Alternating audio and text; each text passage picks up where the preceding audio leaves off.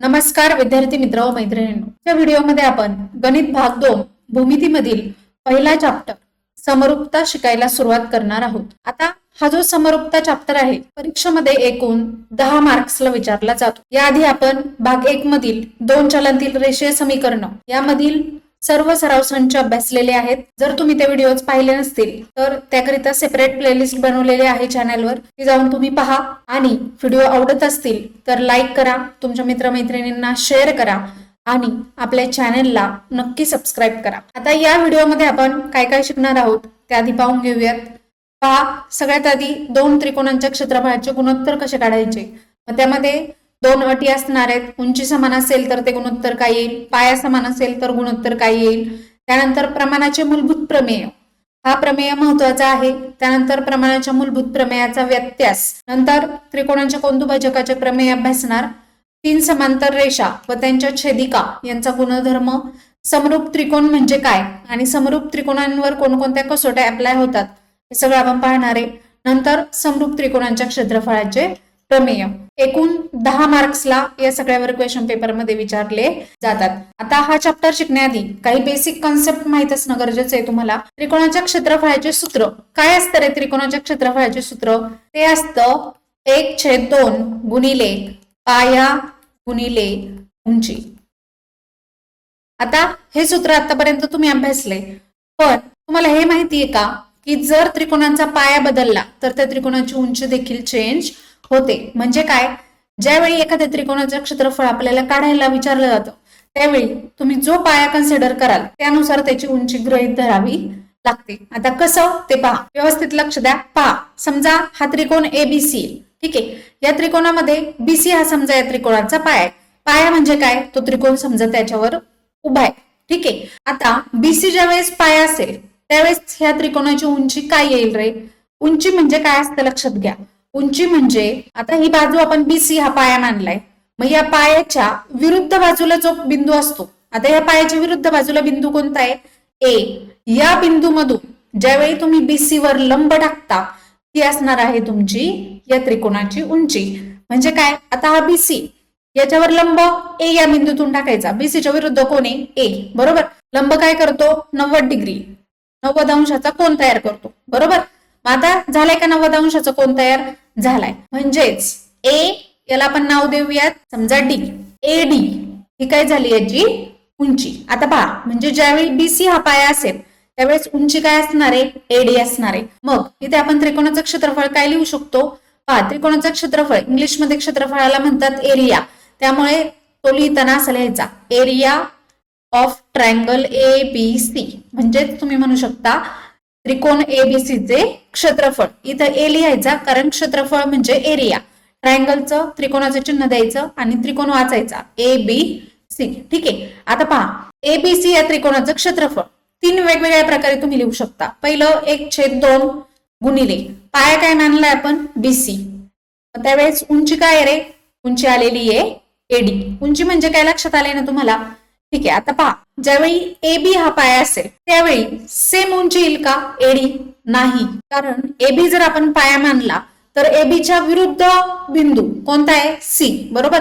मग या C मधून AB वर लंब टाकावा लागेल आणि ती असेल मग उंची। कळतंय तुम्हाला?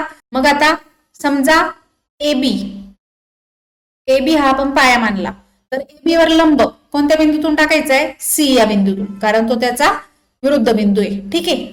झालं, म्हणजेच काय, AB हा पाया असताना हाईट आपल्याला मिळालेली आहे CE। कळतंय? याला आपण नाव देऊयात। म्हणजेच हा फॉर्म्युला आपण असा लिहू शकतो 1/2 गुणिले पाया काय? AB गुणिले उंची काय येणार आहे? CE। या सगळ्यांची उत्तर सेमच आहेत, ठीक आहे। फक्त तुम्हाला व्यवस्थित समजलं पाहिजे, पाया हा घेतला तर त्याची उंची काय येईल। आता तोच पाया आपण AC घेऊयात। आता पाया AC,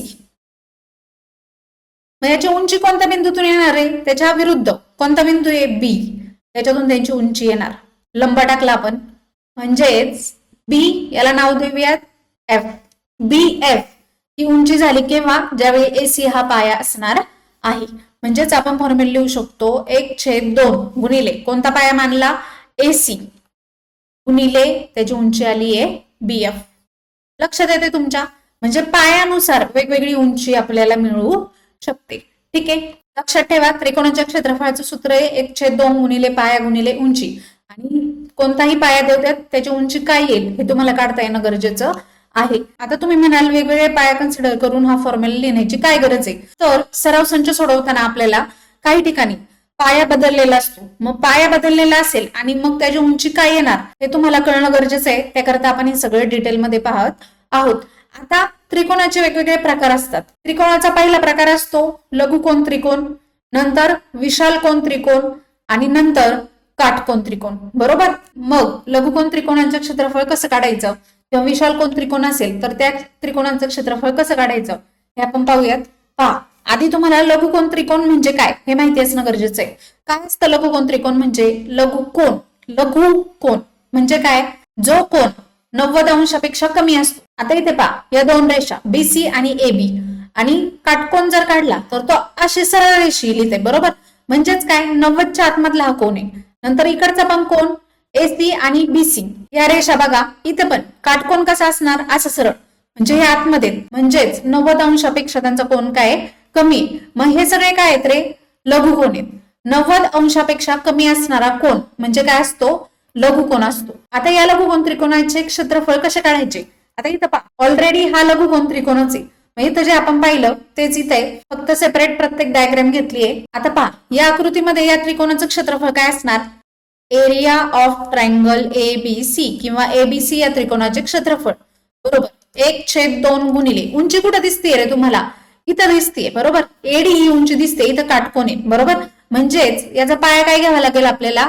बीसी आणि उंची घ्यावी लागेल एडी. हे तुम्हाला समजलं पाहिजे, म्हणून आपण वेगवेगळे त्रिकोण घेऊन हे समजून घेत आहोत. कारण तुम्हाला प्रश्न विचारताना दरवेळी बीसी हाच पाया देणार नाहीत, एबी देतील, एसी देतील, विशाल कोनामध्ये वेगवेगळे असणार आहे. आता या त्रिकोणामध्ये बघा, बीडी ही काय दिलीये? उंची दिलीये. म्हणजे एसी हा काय असणार आहे या त्रिकोणाचा पाया. मग इथे काय येणार? 1/2 गुणिले पाया काय? एसी गुणिले उंची काय आली? बीडी.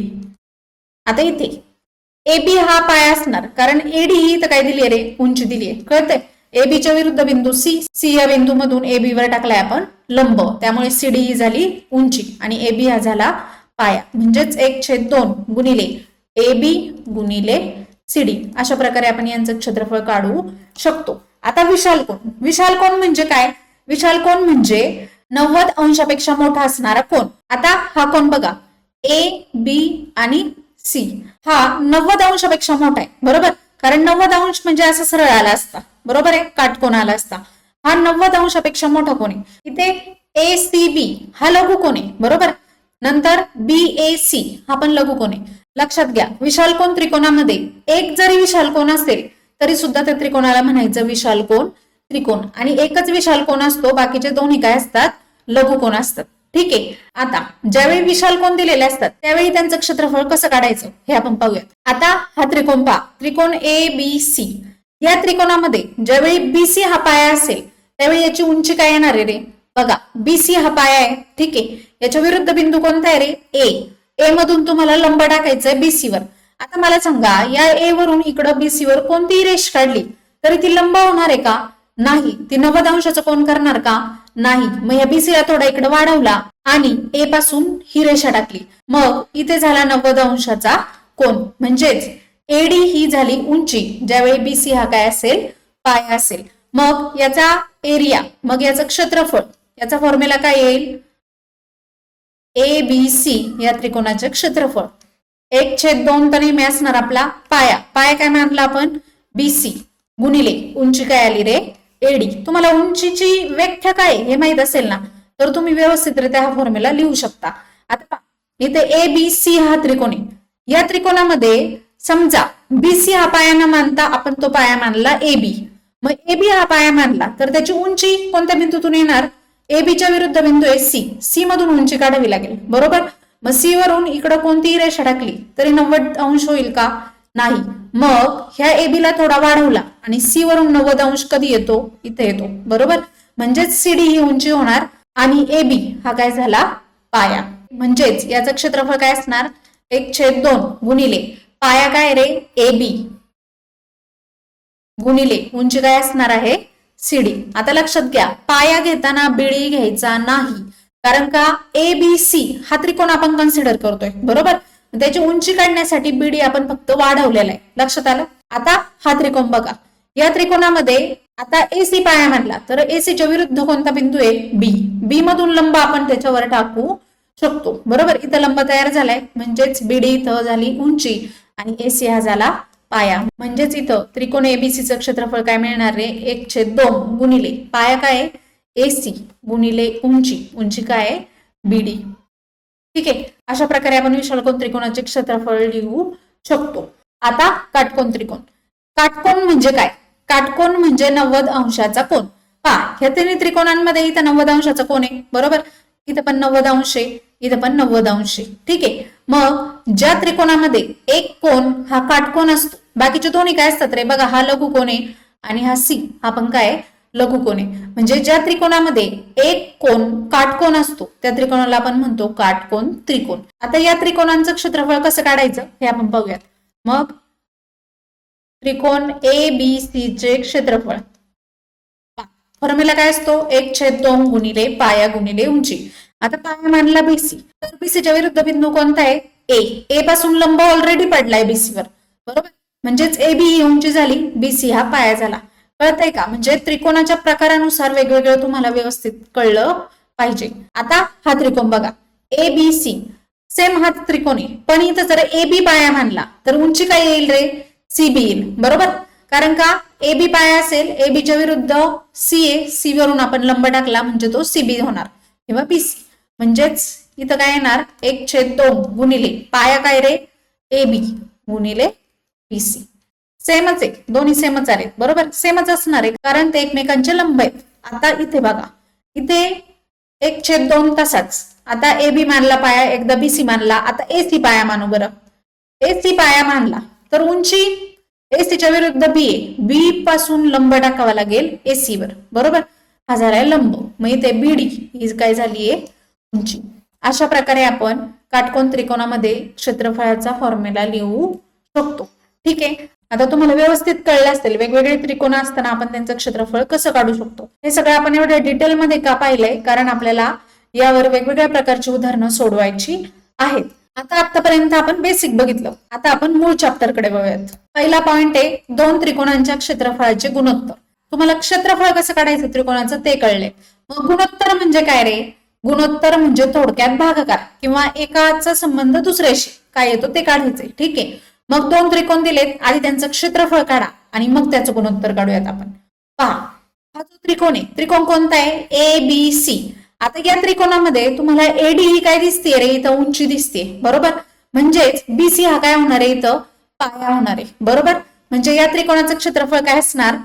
त्रिकोण ABC याचे क्षेत्रफळ बरोबर 1/2 गुणिले पाया, पाया काय? BC गुणिले AD ही झाली याची उंची. ठीक आहे, आता याचं क्षेत्रफळ निघालं. आता याचं क्षेत्रफळ काढू. त्रिकोण PQR. पहा, यामध्ये PS ही काय रे? उंची आहे, लंब दिसतोय तुम्हाला, आणि QR हा काय होणार? पाया. म्हणजे त्रिकोण PQR चे क्षेत्रफळ बरोबर काय असणार? 1/2 गुणिले पाया काय इथं? QR गुणिले उंची काय आलेली आहे? PS. ठीक आहे, आता दोन्हींचे क्षेत्रफळ निघाले. आपल्याला इथपर्यंतच करायचंय का? नाही, यांचं गुणोत्तर घ्यायचंय. मग गुणोत्तर म्हणजे काय रे? या दोन्हींचा भागाकार. मग त्रिकोण ABC चं जे क्षेत्रफळ आहे ते भागिले त्रिकोण PQR चं क्षेत्रफळ. मग काय आहे त्रिकोण ABC चं क्षेत्रफळ? हे तर 1/2 गुणिले BC गुणिले AD. ठीक आहे, भागिले PQR चं क्षेत्रफळ काय? 1/2 गुणिले QR गुणिले PS. आता यामध्ये हा जो 1/2 आहे हा काय होतो रे? कॅन्सल होतो, भागाकार आहे, बरोबर. त्यामुळे ते कॅन्सल होणार. मग शिल्लक काय राहिलं रे? BC गुणिले AD भागिले QR गुणिले PS. कळतंय? म्हणजे काय? 1/2 भागिले 1/2 कॅन्सल झाला. शिल्लक काय राहिलं? BC गुणिले AD भागिले QR गुणिले PS. आता हा जो BC आहे हा काय? पहिले त्रिकोणाचा पाया, आणि एडी ही त्याच्याशी संबंधित असणारी उंची आहे, बरोबर, त्या पायाशी संबंधित. इथं क्यू आर हा पाया, त्या पायाशी संबंधित असणारी उंची आहे पीएस. म्हणजेच आपण म्हणू शकतो दोन त्रिकोणांच्या क्षेत्रफळांचे गुणोत्तर हे त्यांच्या पाया व संगत उंची यांच्या गुणाकारांच्या गुणोत्तरा एवढे असते. पाया व संगत उंची, इथे संगत हा शब्द अत्यंत महत्वाचा आहे, त्या पायाचीच उंची. ठीक आहे, जर पाया ए बी असेल तर उंची बदलणार आहे, कळतंय, म्हणून इथे संगत हा शब्द अत्यंत महत्वाचा आहे. मग लक्षात घ्या दोन त्रिकोणांच्या क्षेत्रफळाचे गुणोत्तर हे त्यांच्या, आता हा पाया आहे, पाया गुणिले उंची आहे, बरोबर. मग इथं पण क्यू आर गुणिले पीएस हा पण पाया गुणिले उंची आहे. म्हणजेच आपण म्हणणार दोन त्रिकोणांच्या क्षेत्रफळाचे गुणोत्तर हे त्यांच्या पाया व संगत उंची यांच्या गुणाकाराच्या गुणोत्तरा एवढे असते. बीसी हा पाया आहे, याला आपण म्हणूयात B1. नंतर एडी ही उंची आहे, याला आपण म्हणू H1. आता B1 का म्हणायचं तर पायाला इंग्लिशमध्ये म्हणतात बेस म्हणून बी, आणि उंचीला इंग्लिशमध्ये म्हणतात हाईट म्हणून H. मग पहिला त्रिकोण आहे म्हणून याला म्हणायचं B1 आणि याच्या उंचीला म्हणायचं H1. आता इथं क्यू आर हा पाय आहे म्हणून याला म्हणायचं B2 आणि पीएस याला म्हणायचं H2. मग जर आपण B1 H1 आणि B2 H2 मानले तर हा फॉर्म्युला काय होईल रे, बीसी काय B1 गुणिले एडी काय H1 भागिले क्यू आर गुणिले पीएस म्हणजेच B2 गुणिले H2. आले लक्षात आला का तो गुणधर्म तुमच्या. म्हणजेच दोन त्रिकोणांच्या क्षेत्रफळांचे गुणोत्तर हे त्यांच्या पाया व संगत उंचीच्या गुणाकाराच्या गुणोत्तरा एवढे असते. आता यामध्ये काही अटी आहेत, मग अटी काय आहेत पहा. आता अट वाचण्याआधी तुम्ही इकडे लक्ष द्या, हा त्रिकोण बघा एबीसी आणि पी क्यू आर. आता या दोन्हींचे पहिले क्षेत्रफळ काढून घ्या, कारण आपण क्षेत्रफळच पाहतोय ते, बरोबर. मग त्रिकोण एबीसी चे क्षेत्रफळ काय असणार 1/2 गुणिले पाया काय रे बीसी, कारण उंची तुम्हाला दिसते लंब इथे म्हणजे एडी ही उंची झाली, बरोबर. आता इकडे काय येणार क्षेत्रफळ पी क्यू आर या त्रिकोणाचे क्षेत्रफळ 1/2 गुणिले पाया काय इथे क्यू आर. आता हे तुम्हाला पटकन जमलं पाहिजे त्यासाठीच आपण आधी बेसिक पाहिले, गुणिले पीएस ही झाली उंची. आता या दोन्हींचं आपल्याला घ्यायचे गुणोत्तर. मग त्रिकोण ए बी सी चे क्षेत्रफळ भागिले त्रिकोण पी क्यू आर चे क्षेत्रफळ, म्हणजे काय आले ते लिहून घ्या. काय 1/2 गुणिले बीसी गुणिले एडी भागिले 1/2 गुणिले क्यू आर गुणिले पीएस. आता यामध्ये काय काय कॅन्सल होतोय ते कॅन्सल करूयात. पहा 1/2 कॅन्सल झाला. बीसी गुणिले एडी भागिले क्यू आर गुणिले पीएस शिल्लक राहिलाय. आणि पुढे लिहून घ्या बीसी गुणिले एडी भागिले क्यू आर गुणिले पीएस. तुम्ही म्हणाल माग जे होतं तेच मिळाले, पण इथे लक्ष द्या, या एडीची किंमत यांनी काय दिली आहे रे, एच दिली आहे, आणि पीएस ची किंमत पण काय दिली आहे, एच दिली आहे, म्हणजे सेम किंमत दिली आहे, बरोबर. म्हणजेच आपण इथं त्यांच्या किमती लिहू शकतो. बीसी तसंच राहणार गुणिले एडीची किंमत काय रे एच भागिले इथं क्यू आर तसाच आणि पीएस ची किंमत दिली आहे एच. आता इथे एच आणि एच काय होणार आहे, हा कॅन्सल होणार आहे, बरोबर. म्हणजे शिल्लक काय राहिलाय आता फक्त बीसी भागिले क्यू आर, कळते. म्हणजे जी उंची होती ती काय झाली इथं कॅन्सल झाली. मग आता तुम्हाला लक्षात आलं असेल दोन्ही त्रिकोणांची जर उंची सेम असेल, समान असेल, तर त्यांच्या क्षेत्रफळाचे गुणोत्तर हे पायांच्या गुणोत्तरा एवढे असते, कळते. पाया काय इथं बीसी क्यू आर आणि उंची एडी पीएस. मग उंची जर दोन्हींची सेम राहिली तर त्यांच्या क्षेत्रफळाचं गुणोत्तर हे त्यांच्या पायाच्या गुणोत्तरा एवढं असतं. हीच आपली पहिली अट असणार आहे. समान उंची असलेल्या त्रिकोणांची क्षेत्रफळे त्यांच्या संगत पायांच्या प्रमाणात असतात. संगत समान उंची असलेली उंची आणि पाया संगत असतात एकमेकांचे, म्हणून हा शब्द अत्यंत महत्वाचा आहे. तुम्हाला कळले संगत म्हणजे काय, ठीक आहे. मग आता समान उंची असलेल्या त्रिकोणांची क्षेत्रफळे संगत पायांच्या प्रमाणात असतात. हेच आपण असं लिहू शकतो. पहा, जर A1 आणि A2 हे दोन त्रिकोण असतील, A1 चा पाया B1 आणि उंची H1 असेल, A2 चा पाया B2 उंची H2 असेल. पण ज्यावेळी H1 बरोबर H2 असतो, म्हणजे काय, ज्यावेळी उंची सेम असते त्यावेळी A1 भागिले A2 बरोबर काय येतं रे B1 भागिले B2 एवढंच तुम्हाला लक्षात ठेवायचंय.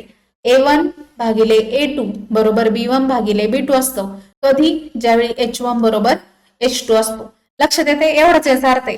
उंची समान असताना क्षेत्रफळ पाहिलं, मग आता पायावर आणणं का? मग पाया समान असताना क्षेत्रफळ काय येईल ते पाहायचं. आता पहा, ABC हा एक त्रिकोण आहे आणि दुसरा त्रिकोण आहे ABP. या दोन्हींचं आपल्याला काढायला लावलंय क्षेत्रफळ. ठीक आहे.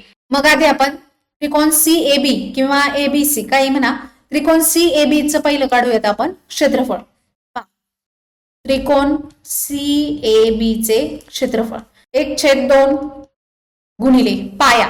पहा, CA आणि B फक्त या त्रिकोणाकडे लक्ष द्यायचंय. ठीक आहे. आता या त्रिकोणामध्ये लंब कुठं कुठं दिसतो? इथं एक आहे आणि इथं एक आहे. पण इथं काही संबंध आहे का हे त्रिकोणाशी? नाही. इथे आहे. म्हणजेच इथे CD हा लंब आलेला आहे. बरोबर. कोणत्या बाजूवर आलाय रे? AB या बाजूवर आलाय. म्हणजेच काय? AB पाया असताना उंची काय येणार आहे रे? CD. मग इथे आपल्याला त्रिकोणाचं क्षेत्रफळ काय मिळेल?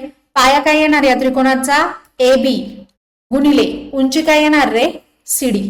असं लक्षात आलं पाहिजे. कसंही देऊ द्या, तुम्हाला ज्याचं क्षेत्रफळ काढायला लावलंय तो सेपरेट त्रिकोण बघायचा, म्हणजे व्यवस्थित आपल्याला काढता येतं. आता याचं क्षेत्रफळ निघालं. अजून आपल्याला क्षेत्रफळ कुणाचं काढायचंय? PAB चं क्षेत्रफळ काढायचंय.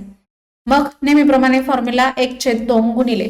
आता PAB चा आपण शोधूयात पाया. PAB पहा, PA आणि हा B हा त्रिकोण असणार आहे. बरोबर. मग या त्रिकोणावर तुम्हाला उंची कुठं दिसतीये रे? इथं उंची दिसतीये. बरोबर. इथे दिसतीये PQ ही उंची.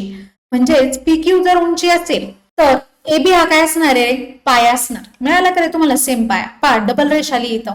पहिल्या त्रिकोणाची खालची रेष होती आणि दुसऱ्या त्रिकोणाची पण तीच रेष आहे. म्हणजेच इथं तुम्हाला पाया सेम मिळालेला आहे. ते पाहूयात कसं करायचं ते. 1/2 गुणिले पाया काय आला? AB गुणिले याची उंची आलेली आहे PQ. ठीक आहे. आता या दोन्हींचं घ्यायचंय आपल्याला क्षेत्रफळ. मग त्रिकोण CAB याचे क्षेत्रफळ भागिले त्रिकोण PAB यांचे क्षेत्रफळ बरोबर काय येणार? 1/2 गुणिले AB गुणिले CD भागिले 1/2 गुणिले AB गुणिले PQ. ठीक आहे. आता जे जे कॅन्सल होते ते कॅन्सल करून घ्या. पा 1/2 कॅन्सल. AB पाया समान आलाय. बरोबर. म्हणजेच शिल्लक काय राहिला रे? फक्त CD भागिले PQ. आता CD ला त्यांनी म्हणलंय H1, PQ ला म्हणलंय H2. म्हणजेच H1 भागिले H2 आलेला आहे. लक्षात आलं? म्हणजे ज्यावेळी दोन त्रिकोणांचे पाया समान असतील तर त्यांच्या क्षेत्रफळाचे गुणोत्तर हे त्याच्या उंचीच्या गुणोत्तरा एवढे असते. लक्षात येते? कधी? ज्यावेळेस B1 बरोबर B2 येणार आहे. कळतंय? म्हणजेच आपला गुणधर्म झाला समान लांबीच्या पायांच्या दोन त्रिकोणांची क्षेत्रफळे त्यांच्या संगत उंचीच्या प्रमाणात असतात. आले लक्षात? प्रमाण म्हणजेच गुणोत्तर. ठीक आहे. मग आता समान लांबीच्या पायांच्या दोन त्रिकोणांची क्षेत्रफळे म्हणजेच आपण लिहू शकतो, समजा दोन त्रिकोण म्हणले A1 भागिले A2 यांचं गुणोत्तर हे बरोबर काय असणार? H1 भागिले H2. म्हणजे काय? उंचीच्या प्रमाणात. कधी? ज्यावेळी B1 बरोबर काय असतं? B2. ठीक आहे. अशा प्रकारे आपण तिन्ही गुणधर्म अभ्यासलेले आहेत. आता याच्यावर एक कृती आहे ती आपण सोडूयात. हा सोपच आहे. अशा प्रकारची उदाहरणं आपण ऑलरेडी बघितलीत. आता इथे पहा, त्रिकोण AB आणि हा C. ठीक आहे. आता या त्रिकोणामध्ये उंची काय रे? बघा तुम्हाला कळते. AR ही काय झाली रे? उंची झाली. बरोबर. मग त्रिकोण ABC चं क्षेत्रफळ. आता ABC का कन्सिडर केला? तुम्ही म्हणाले एवढे त्रिकोण दिसताय, इथं ज्याचं क्षेत्रफळ घेतले तेच पाहायचं. मग इथे काय लिहू शकतो आपण? त्रिकोण ABC चं क्षेत्रफळ काय असणार? आता 1/2 तर कॅन्सलच होणार आहे, ते आपल्याला कळले. म्हणजेच इथं काय येणार रे? पाया. पाया काय? BC ABC चा गुणिले उंची काय रे ABC ची? AR. बरोबर. आता त्रिकोण APQ बघा कुठे? AP आणि Q. ठीक आहे. हा त्रिकोण. आता या त्रिकोणामध्ये पाया आणि उंची काय येईल सांगा बरं? बघा, पाया इथं काय? PQ आणि उंची इथं काय? AR. म्हणजेच इथं आपण म्हणू शकतो त्रिकोण APQ चं क्षेत्रफळ बरोबर पाया PQ गुणिले उंची AR. आता यामध्ये पण पहा, उंची सेम आली, तुम्हाला कळतंय लगेच दोन्हींची उंची हीच आहे. बरोबर. म्हणजेच AR काय झालं रे? कॅन्सल. शिल्लक काय राहिलं? BC भागिले PQ. झाली कृती पूर्ण झाली. 1 मार्क्स किंवा 2 मार्क्सला अशा प्रकारचा क्वेश्चन विचारला जाऊ शकतो. आता इथे पहा त्रिकोण LMN. आधी त्रिकोण व्यवस्थित पाहायचा आणि त्यावर त्याचे पाया आणि उंची ठरवायची. LMN इथे बरोबर. मग आता LMN वर लंब कुठे दिसतो का बघा बरं. दिसतोय. LMN वर इथं लंब दिसतोय. LP दिसतोय बरोबर. मग तो LP कोणत्याच बाजूवर लंब आहे. MN बाजूवर लंब आहे. म्हणजेच इथे MN हा आपल्याला घ्यावा लागणार पाया आणि उंची घ्यावी लागणार LP. म्हणजेच MN गुणिले LP. ठीक आहे कळतंय. आता दुसरा त्रिकोण DMN बघा. DMN आणि हा L. आता इथे तुम्हाला लगेच कळेल पाया सेम आला बरोबर का. आता हे रंगवल्यामुळे तुम्हाला कळते MN सेमच आला. म्हणजेच इथे पाया काय आला रे MN आणि उंची काय आली रे DQ बरोबर. म्हणजेच आपण लिहू शकतो पाया MN गुणिले उंची आलेली आहे DQ बरोबर. मग आता इथे MN काय झाला कॅन्सल. म्हणजे शिल्लक राहिलेला आहे LP भागिले DQ. जे आपण आता शिकलो तेच इथे ज्यावेळी उंची सेम असेल त्यावेळी त्यांचं क्षेत्रफळ म्हणजे काय आलं रे B1 भागिले B2 आला बरोबर. म्हणजेच पायांच्या प्रमाणात आलं.